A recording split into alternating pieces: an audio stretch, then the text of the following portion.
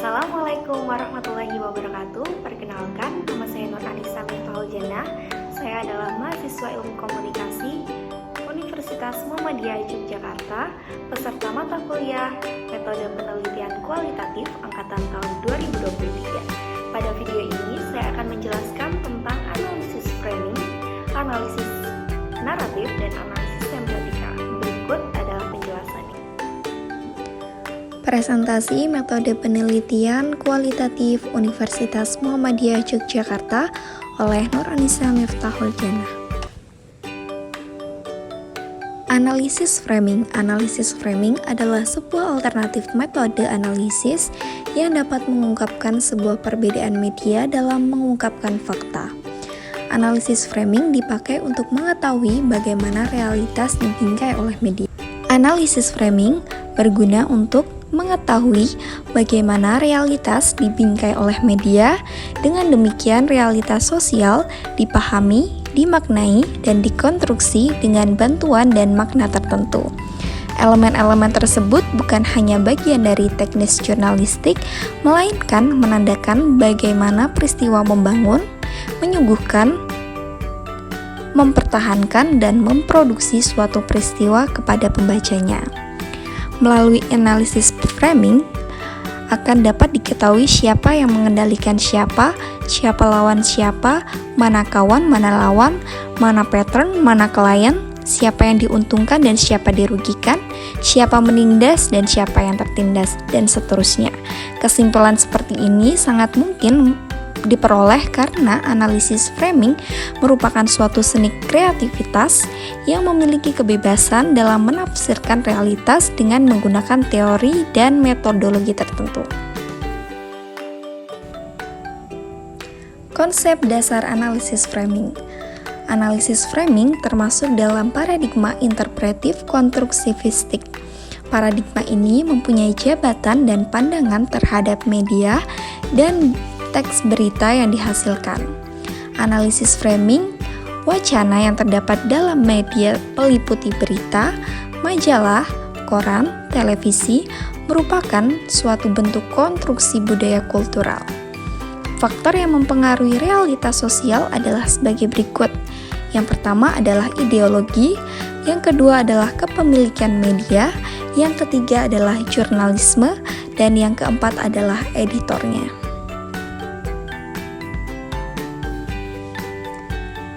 Analisis naratif. Analisis mengenai narasi baik fiksi maupun non-fiksi. Analisis naratif pada metode penelitian kualitatif adalah sebuah pendekatan yang digunakan untuk memahami, menganalisis, dan menginterpretasikan narasi atau cerita yang muncul dalam data kualitatif. Analisis naratif melibatkan identifikasi, pemetaan, dan interpretasi elemen-elemen naratif yang tergandung dalam data. Penelitian naratif adalah studi tentang cerita dalam beberapa hal yang dapat muncul sebagai catatan sejarah, sebagai novel fiksi, sebagai dongeng, sebagai autobiografis, dan genre lainnya.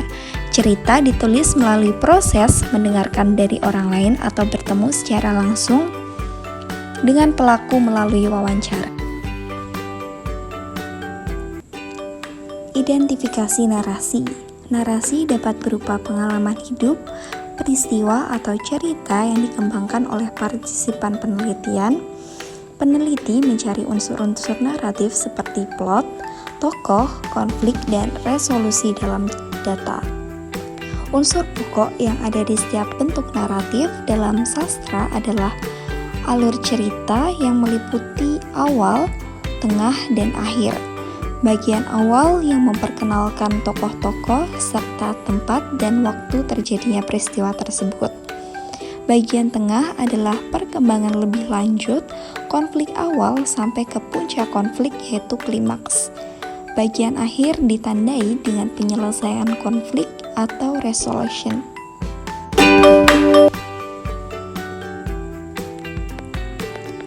Manfaat analisis naratif.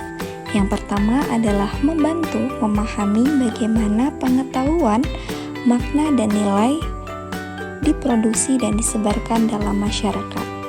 Yang kedua adalah memungkinkan menyelidiki hal-hal tersembunyi dan laten dari suatu teks media.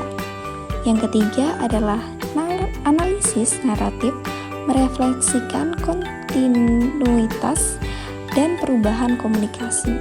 Dan yang keempat adalah memahami bagaimana dunia sosial dan politik diceritakan dalam pandangan tertentu yang membantu kita mengetahui kekuatan dan nilai sosial yang dominan dalam masyarakat.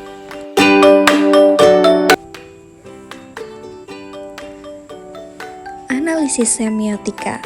Semiotika adalah suatu ilmu atau metode analisis untuk mengkaji tanda.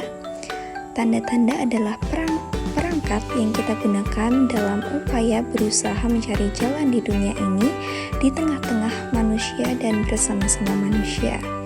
Pada dasarnya, semiotika ini mempelajari tentang bagaimana kemanusiaan humanity memaknai hal-hal things.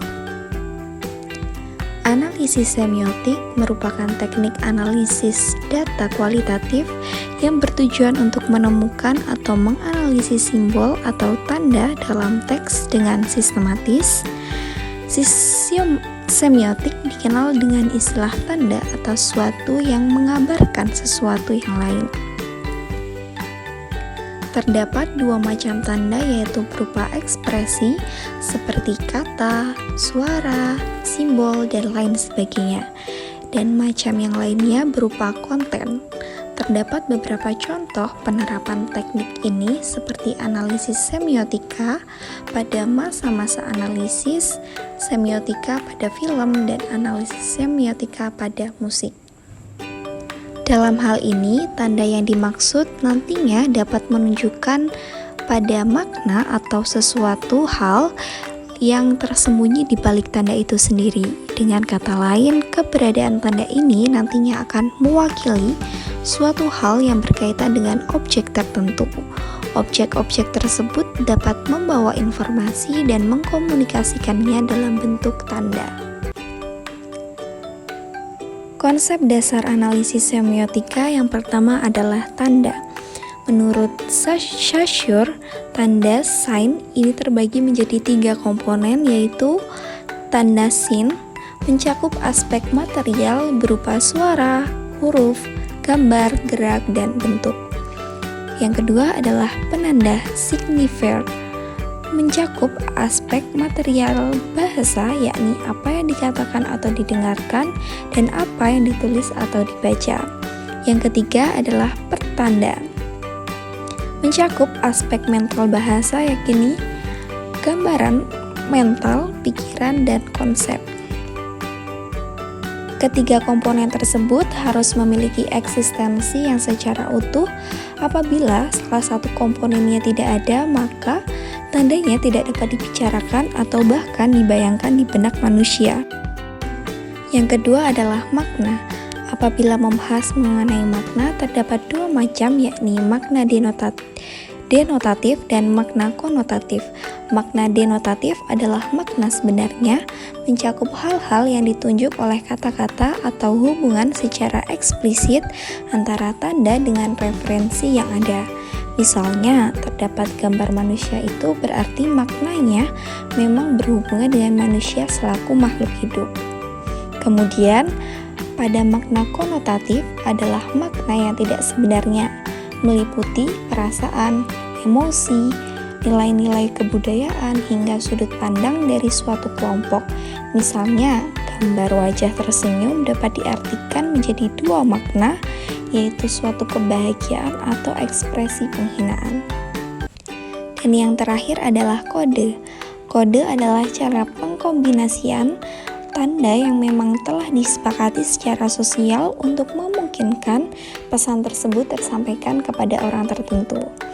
Menurut Bretz, kode dalam semiotika ini memiliki 5 macam, yakni kode hermentik, kode semantik, kode simbolik, kode narasi, dan yang terakhir adalah kode kebudayaan.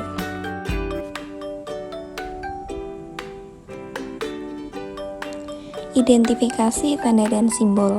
mengidentifikasi tanda-tanda dan simbol yang muncul dalam data kualitatif.